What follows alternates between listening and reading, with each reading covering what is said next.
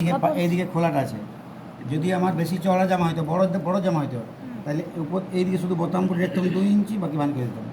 আচ্ছা, হয়েছে হয়েছে এটা বুঝতে পারছে? তা আমার যেহেতু ছোটো বাচ্চা সেই জন্য এখানে করেছি, এখানে করে, ঠিক আছে। এরপরে এইটার উপরে আমি ছবিটা করছি, এটার উপরে ছবি করছি।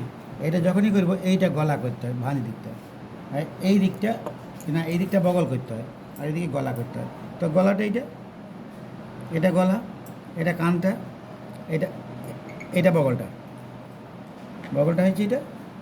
এই ব্যাস। এরপরে আমি কী করবো না, এইদিকে 2 ইঞ্চি বোতাম পটির জন্য থাকে, 2 ইঞ্চি বোতাম পটির জন্য রেখে দিলাম।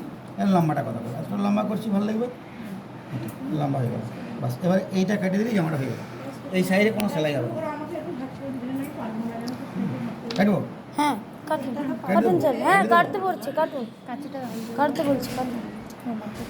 হ্যাঁ এটা বাচ্চার, এটা বড়োর হবে। এটা কার কাপড়?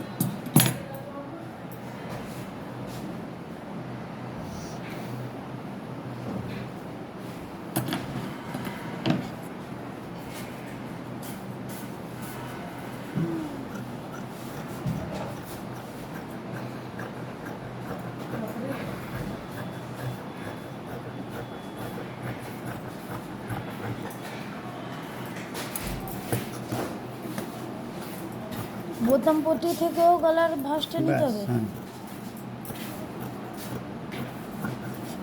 এটা কানটা,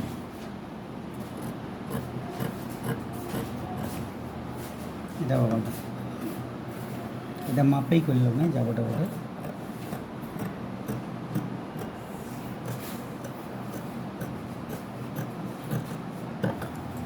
এটা হয়ে গেছে বোতাম পটি। এইটা এক কাজ করি, এটা করি।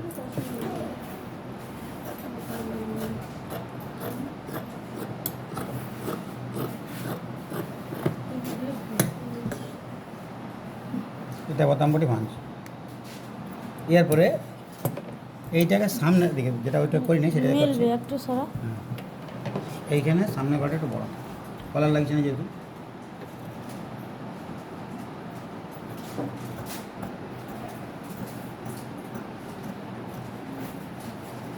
আজকে শেষ। এবার যখন সেলাই করবো তখন এটা কেমনি